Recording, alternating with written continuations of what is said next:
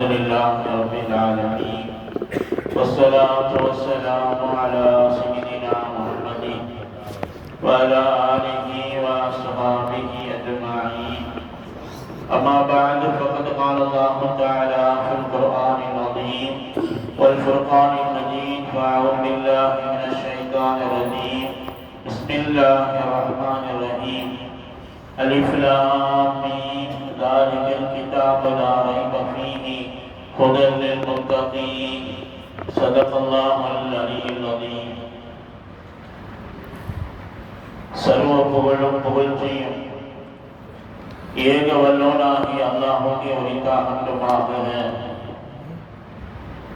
சாந்தியும் சமாதானமும் நம்ம இனிலும் மேலான கண்மணி நாயகம் ஸல்லல்லாஹு அலைஹி வஸல்லம் அவர்கள் மீதும் அவர்களது அடிச்சுவற்றி அடிபரலாது பின்பற்றிய சத்திய சஹாபாக்கள், தாபீன்கள், தபஅ தாபீன்கள், நாதாக்கள், நல்லோர்கள், வலிமார்கள்,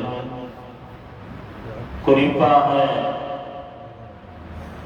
இந்த தராவீஹ் என்கின்ற சிறப்பான தொழுகையை முடித்து இங்கே அமர்ந்திருக்கக்கூடிய நம் அனைவரின் மீதும் அல்லாஹ்வுடைய சாந்தியும் சமாதானமும் என்றென்றும் குறைவின்றி நிறைவாக நிலவட்டுமாக.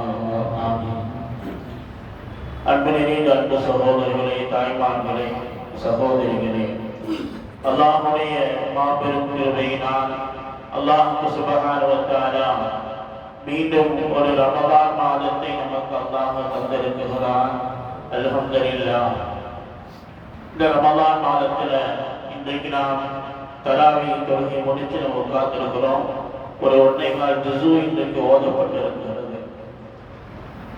சாதாரணமாக கியாமத்து நாளுடைய அடையாளமாக வருடங்கள் என்பது ஒரு மாதமாக ஆயிரும், ஒரு மாதம் என்பது ஒரு வாரமாக ஆயிரும், ஒரு வாரம் என்பது ஒரு நாளை போன்று ஓடிவிடும் என்று சொல்வார்கள் நபிகள் நாயகம் ஸல்லல்லாஹு அலைஹி வஸல்லம். இது கியாமத்து நாளுடைய அடையாளம்.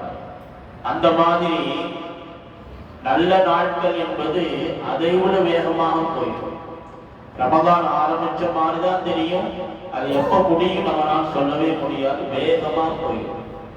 ஒன்று வேணா தராவீஹ் தொழுக ஒரு 16 தராவீஹ் தொழுக முடிஞ்சதுன்னா 20 ஜுஸு முடிஞ்சது. ஒரு தராவீஹ் முடிஞ்சிருச்சு, நீ 15 தராவீஹ் முடிஞ்சதுன்னா 20 ஜுஸு நம்ம ஓதி முடிச்சிடும். அவ்வளவு வேகமா போயிடும். அதனால முதல் நாள் வந்தோம், 2 நாள் வந்தோம், 3 நாள் வந்தோம் அப்படிங்கிற ஆர்வம் குறைவு இல்லாம நம்ம தொடர்ந்து அந்த தொழுகையில ஈடுபடணும். இந்த குர்ஆனை முழுமையாக கேட்கறதுக்கு நம்ம முயற்சி செய்யணும். அல்லாஹ் சுப்ஹானஹு வ தஆலா அருள்மறையாம் திருக்குர்ஆனை முழுமையாக கேட்டு அதன் பிரகாரம் அமல் செய்யக்கூடிய பாக்கியத்தை அல்லாஹ் தஆலா நம் அனைவருக்கும் தந்தருள்வானாக. அன்பு சகோதரர்களே, இந்த பெண்கள் பகுதியில நிறைய பேர் சேர போட்டு தொழுகிறாங்க. முடியாத நபர்கள் மட்டும் அதை பயன்படுத்துங்க. அந்த சேர் போட்டாலும் அதுக்குன்னு ஒரு ஒழுங்குமுறை இருக்கிறது. நம்ம சௌரியத்துக்கு அங்க 4 பேர் இங்க 4 பேர் அப்படின்னு இல்லாம அந்த சஃப்புகளை சரியாக பயன்படுத்தி அந்த சேர்களை போடணும். நிற்கக்கூடிய முன்னாடி நிற்கணும், சேர் போடுறவங்க பின்னாடி சேர் போட்டு நிற்கணும். அந்த ஒழுங்குகளை பெண்கள் பகுதியில நீங்க தான் அதை சரி செய்து கொள்ளணும். யாராவது ஒருத்தர் 2 பேர் நின்று அந்த சஃப்புகளை சரியாக்கக்கூடிய அந்த பணிகளை செய்யுமாறு உங்களிடத்தில் அன்போடு கேட்டுக் கொள்ளப்படுகிறது. அன்பு சகோதரர்களை, இன்றைய தராவீஹ் தொழுகைக்கு பிறகு உண்டான பயான்ல நம்ம பிரதானமாக பார்க்கக்கூடிய செய்தி என்ன அப்படின்னா, 1.25 ஜுஸு நம்ம ஓதுறோம், கேட்கிறோம், அதுல என்ன சொல்லப்படுகிறது அப்படிங்கிற தகவல் நம்ம பலருக்கும் தெரியும். கேட்கிறோம் அல்ஹம்துலில்லாஹ். ஆனால் அதில் அல்லாஹ் என்ன சொல்லுகிறான் என்பதை நாம் தெரிந்து கொள்கிற பொழுது இன்னும் அது சிறப்பாக இருக்கும் என்ற அடிப்படையிலே ஓதப்படக்கூடிய அன்றாடம் ஓதப்படக்கூடிய அந்த ஜுஸூல் இருந்து சில முக்கியமான தகவல் மட்டும் இன்ஷா அல்லாஹ் பரிமாறப்படும். இன்றைக்கு சூரத்துல் பக்ரா என்கின்ற அத்தியாயம் தொடங்கப்பட்டிருக்கிறது. இந்த பக்ரா அத்தியாயம் என்பது குர்ஆனிலேயே மிகப்பெரிய சூரா. கிட்டத்தட்ட 286 வசனங்கள் இருக்கிறது. குர்ஆனிலேயே ஆக பெரிய சூரா இந்த சூரா. அதோடு மட்டுமல்லாது குர்ஆனிலேயே ஆக பெரிய ஆயத் வசனம் என்பது இந்த அத்தியாயத்தில் தான் இடம்பெறுகிறது. அவங்க இன்னைக்கு ஓதுவாங்க, நாளைக்கு இன்ஷா அல்லாஹ் அந்த பக்ரா சூரா முடிச்சு ஆல இம்ரான் ஆரம்பிச்சிருவாங்க. இந்த ஓதப்பட்ட பக்ரா சூராவுடைய சிறப்புகள் என்ன? நபிகள் நாயகம் ஸல்லல்லாஹு அலைஹி வஸல்லம் அவர்கள் இதற்குண்டான சிறப்புகள் ஏராளமாக சொல்லி இருக்கிறாங்க. சில செய்திகளை மட்டும் நாம் முக்கியமான செய்திகள் மட்டும் பார்க்கலாம். ஸல்லல்லாஹு அலைஹி வஸல்லம் சொன்னார்கள், 2 பூக்கள், 2 மலர்கள், ஒன்று சூரத்துல் பக்ரா, இன்னொன்று ஆல இம்ரான். எவர்கள் இந்த அத்தியாயங்களை யார் தொடர்ந்து ஓதிக்கொண்டே வருகிறார்களோ அவர்களுக்கு நாளை மறுபடி நாளைக்கு அல்லாஹ் தஆலா மேகத்தை போன்று அல்லாஹ் தஆலா நிழலிடச் செய்வான். இந்த பக்ரா சூராவும் ஆல இம்ரான் சூராவும் மேகம் போன்று நிழலிடும். அதை போன்று பறவைகள், நிறைய பறவைகள் ஒன்றாக பறந்து வந்தால் எப்படி இருக்குமோ அந்த மாதிரி தலைக்கு மேலாக அது மேகத்தை போன்று நிழல் தரும் உங்களுக்கு. அதோடு மட்டுமல்லாது நபிகள் நாயகம் ஸல்லல்லாஹு அலைஹி வஸல்லம் சொன்னார்கள், யார் பக்ராவை ஆல இம்ரான் சூராவை தொடர்ந்து ஓதி வருகிறார்களோ நாளை மறுமை நாளையில் அவர்களுக்கு அது சிபாரிசு செய்யும், ஷஃபாஅத் செய்யும் என்றார்கள் நபிகள் நாயகம் ஸல்லல்லாஹு அலைஹி வஸல்லம் அவர்கள். எனவே இந்த சூரா ரொம்ப அற்புதமான சூரா.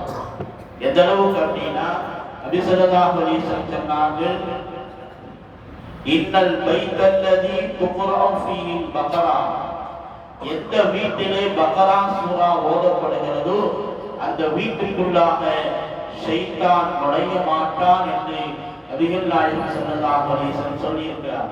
அப்ப வீடுகள் தோறும் இந்த பக்ரா சூரா ஓதுகிற பொழுது ஷைத்தானுடைய இடையூறுகள் நமக்கு இருக்காது, ஷைத்தானுடைய தீமைகள் நம்மை தீண்டாது என்று ஸல்லல்லாஹு அலைஹி வஸல்லம் அவர்கள் நமக்கு சொல்லித் தருகிறார்கள். அதோடு மட்டுமல்லாது இன்னொரு ஹதீஸ் கிரந்தத்திலே ஒரு செய்தி பதிவு செய்யப்படுகிறது. ஒரு சஹாபி உஸைத் இப்னு ஹுதைர் ரலியல்லாஹு தஆலா அவங்க என்ன செய்றாங்கன்னா, இரவு நேரத்துல குர்ஆன் எடுத்து ஓதுறாங்க. எந்த அத்தியாயம் ஓதுறாங்கன்னா, இப்ப ஓதப்பட்ட பக்ரா சூராவை தான் ஓதுறாங்க. அப்படி ஓதுகிற பொழுது அவங்க குழந்தை, பச்சை குழந்தை யஹ்யா என்று அவங்களுக்கு பெயரு, அந்த குழந்தையை பக்கத்துல படுக்க வச்சிருக்கிறாங்க. அந்த பக்கம் குதிரை கட்டப்பட்டிருக்கிறது. இந்த அத்தியாயத்தை இரவு நேரத்துல ஓதுறாங்க. என்ன ஆச்சரியம் அப்படின்னா, ஓத ஓத அந்த குதிரை என்ன செய்யுது அப்படின்னா அது அப்படி குதிக்குது. இவர் ஓத ஆரம்பிச்சா குதிக்குது, ஓதுறது நிறுத்திட்டா அது அமைதியாயிடும். இந்த ஓத ஆரம்பிச்சா அது குதிக்குது, ஓத முடிச்ச உடனே அது அப்படியே நின்றுது. அதோடு மட்டுமல்லாது இன்னொரு ஆச்சரியத்தை பார்த்தாங்க. சூரத்துல் பக்ராவை ஓத ஓத வானத்திலே ஏதோ ஒரு வெளிச்சத்தை போன்று அருகிலே வருவதை போன்று பார்த்தாங்க. அவர் பயந்து போய் என்ன செஞ்சார் அப்படின்னா, பாதியிலே ஓதனை நிறுத்திட்டு அடுத்த நாள் காலையில நபிகள் நாயகம் ஸல்லல்லாஹு அலைஹி வஸல்லம் அவர்களை சந்திக்கும் பொழுது இந்த செய்தியை சொன்னாரு. ஸல்லல்லாஹு அலைஹி வஸல்லம் சொன்னார்கள், நீங்கள் ஓதக்கூடிய அந்த அத்தியாயத்தை கேட்பதற்காக வேண்டி வானிலிருந்து மலக்குமார்கள் வந்திருக்கிறார்கள், அதுதான் அந்த வெளிச்சம் என்றார்கள் நபிகள் நாயகம் ஸல்லல்லாஹு அலைஹி வஸல்லம். ஒருவேளை நீங்கள் நிறுத்தாமல் ஓதி இருந்தால் மதீனாவில் இருக்கக்கூடிய அத்தனை சஹாபாக்களும் அந்த மலக்குகளை சந்தித்திருப்பார்கள் என்று ஹஜ்ரத் ரசூலுல்லாஹி ஸல்லல்லாஹு அலைஹி வஸல்லம் சொல்லித் தருகிறார்கள். எனவே அன்பு சகோதரர்களே, இந்த பக்ரா சூராவுக்கு ஏராளமான சிறப்புகள் இருக்கிறது. ஏதோ வருடத்திற்கு ஒரு முறை தராவீஹ் தொழுகையிலே கேட்டோம் போனோம் என்று இல்லாமல் அன்றாடம் நம்முடைய வீடுகள்ல இந்த அத்தியாயங்கள் நாம் ஓத வேண்டும். அன்பு சகோதரர்களே, இந்த அத்தியாயத்தில் தான் ஆயத்துல் குர்சி என்கின்ற ஒரு அற்புதமான வசனம் வருகிறது. நமக்கெல்லாம் மனப்பாடமாக தெரியும். நபிகள் நாயகம் ஸல்லல்லாஹு அலைஹி வஸல்லம் அவர்கள் உபய் இப்னு கஅப் ரலியல்லாஹு தஆலா அன்ஹு அவரை கூப்பிட்டு கேட்டாங்க, உபையே, குர்ஆனிலேயே ஆக சிறந்த வசனம் எது அப்படின்னு கேட்டாங்க. உடனே அந்த சஹாபி சொன்னார், யா ரசூலல்லாஹ், அல்லாஹு வ ரசூலுஹு அலம், அல்லாஹ்வுக்கு அல்லாஹ் ரசூலுக்கு தான் தெரியும் அப்படின்னு சொன்ன பொழுது ஸல்லல்லாஹு அலைஹி வஸல்லம் மீண்டும் கேட்டாங்க. உடனே அந்த சஹாபி வணங்கிட்டாங்க. நபி அவங்க நம்மளிடத்து பதில் எதிர்பார்க்கிறாங்க அப்படின்னு விளங்கி கொண்டு, யா ரசூலல்லாஹ், நான் நினைக்கிறேன் குர்ஆனிலேயே ஆக சிறந்த வசனம் ஆயத்துல் குர்சி தான் என்று நான் நினைக்கிறேன் என்று சொன்ன பொழுது ஸல்லல்லாஹு அலைஹி வஸல்லம் அவர்கள் அந்த சஹாபியை கூப்பிட்டு நெஞ்சில தட்டி அவங்களை தட்டி கொடுத்து உண்மையை சொன்னீர்கள், அல்லாஹ் தஆலா உங்களுடைய இல்மிலே அல்லாஹ் பரக்கத்து செய்வானாக என்று ரசூலுல்லாஹி ஸல்லல்லாஹு அலைஹி வஸல்லம் அவர்கள் அவர்களுக்காக பிரத்யேகமாக துஆ செய்தார்கள். அன்பு சகோதரர்களே, ஒவ்வொரு ஃபரலான தொழுகைக்கு பிறகு ஆயத்துல் குர்சியை யார் தொடர்ந்து ஓதி வருகிறார்களோ அவர்களுக்கு சொர்க்கத்திற்கு உண்டான தடை என்பது மரணம் மட்டும்தான் என்றார்கள் நபிகள் நாயகம் ஸல்லல்லாஹு அலைஹி வஸல்லம் அவர்கள். மரணம் மட்டும்தான் தடையாக இருக்கும். மரணத்துக்கு பிறகு அல்லாஹ் தஆலா சொர்க்கத்தை தந்து விடுகிறான். யார் ஒவ்வொரு ஃபரலான தொழுகைக்கு பிறகும் ஆயத்துல் குர்சியை தொடர்ந்து ஓதி வருகிறாரோ அவர்களுக்கு என்று நபிகள் நாயகம் ஸல்லல்லாஹு அலைஹி வஸல்லம் சொல்லித் தருகிறார்கள். அன்பு சகோதரர்களே, அதே மாதிரி ஆயத்துல் குர்சி எப்படி சிறப்பு வாய்ந்த ஒரு வசனமோ அதே மாதிரி சூரத்துல் பக்ராவுடைய கடைசி 2 வசனங்கள் ஆக சிறப்பு வாய்ந்த வசனங்கள். 285 286 ஆமன ரசூல் என்று ஆரம்பிக்கப்படக்கூடிய இந்த வசனம். இந்த வசனத்தை குறித்து நபிகள் நாயகம் ஸல்லல்லாஹு அலைஹி வஸல்லம் சொல்றாங்க, எவர்கள் இரவு தூங்குவதற்கு முன்னதாக இந்த வசனங்களை யார் ஓதிக்கொண்டு தூங்குகிறார்களோ அவங்களுக்கு அந்த வசனம் அனைத்துக்கும் போதுமானது என்றார்கள் நபிகள் நாயகம் ஸல்லல்லாஹு அலைஹி வஸல்லம். அனைத்துக்கும் போதுமானது அப்படின்னா நன்மையான விஷயத்திற்கு போதுமானது, தீமைகளை விட்டு அது பாதுகாக்கக்கூடியது என்று ஹஜ்ரத் ரசூலுல்லாஹி ஸல்லல்லாஹு அலைஹி வஸல்லம் சொல்றார். அதோடு மட்டுமல்லாது இந்த ஆமன ரசூல் என்கிற அத்தியாயம் நபி அவங்க சொல்றாங்க, அல்லாஹ்வுடைய அர்ஷுக்கு கீழாக நிறைய பொக்கிஷங்கள் இருக்கிறது. அந்த பொக்கிஷங்களில் ஒன்றுதான் இந்த ஆமன ரசூல் என்கின்ற அத்தியாயம். அல்லாஹ் சொல்லித் தருகிறான், நபியே உங்களுக்கு இந்த வசனங்கள் வழங்கப்பட்டது, வேற எந்த நபிமார்களுக்கும் இந்த வசனம் வழங்கப்படவில்லை என்று நபிகள் நாயகம் ஸல்லல்லாஹு அலைஹி வஸல்லம் சுப செய்தி சொல்லப்பட்ட வசனம் தான் ஆமன ரசூல். அன்பு சகோதரர்களே, அதே மாதிரி மிஅராஜுடைய பயணத்திலே ஸல்லல்லாஹு அலைஹி வஸல்லம் அவர்களுக்கு 3 பரிசுகள் வழங்கப்பட்டது. ஒன்று 5 நேர தொழுகை வழங்கப்பட்டது. இரண்டாவது இந்த ஆமன ரசூல் என்கின்ற பக்ரா சூராவுடைய கடைசி 2 வசனங்கள் வழங்கப்பட்டது. மூன்றாவது அல்லாஹ் சொன்னான், ஷிர்க் வைக்காம இணை வைக்காம யார் என்னை சந்தித்தாலும் அவன் செய்த அத்தனை பாவங்களை நான் மன்னித்து விடுகிறேன் அப்படிங்கிற செய்தியை மேராஜுடைய பயணத்திலே இந்த 3 பரிசுகளை அல்லாஹ் தந்தான். அதில் ஒன்று ஆமன ரசூல் என்கின்ற அத்தியாயம். எனவே அன்பு சகோதரர்களே, ஏராளமான சிறப்புகள் இந்த ஆமன ரசூலுக்கு இருக்கிறது. எனவே பக்ரா சூராவிலே இத்தனை செய்திகளையும் அல்லாஹ் சொல்லித் தருகிறான். பறவையை பற்றி பேசுகிறான், மாடு என்கின்ற ஒரு பெரிய வரலாற்றை பற்றி அல்லாஹ் அதில் பேசுகிறான். ஏராளமான செய்திகள் உள்ளடக்கிய ஒரு அத்தியாயம் தான் சூரத்துல் பக்ரா என்கின்ற 286 வசனங்களை கொண்ட மிகப்பெரிய அத்தியாயமாக இருக்கிறது. எனவே அன்பு சகோதரர்களே, அதை பற்றி பேசினா 1 மாசம் பேசணும், அவ்வளவு செய்திகள் இருக்கிறது.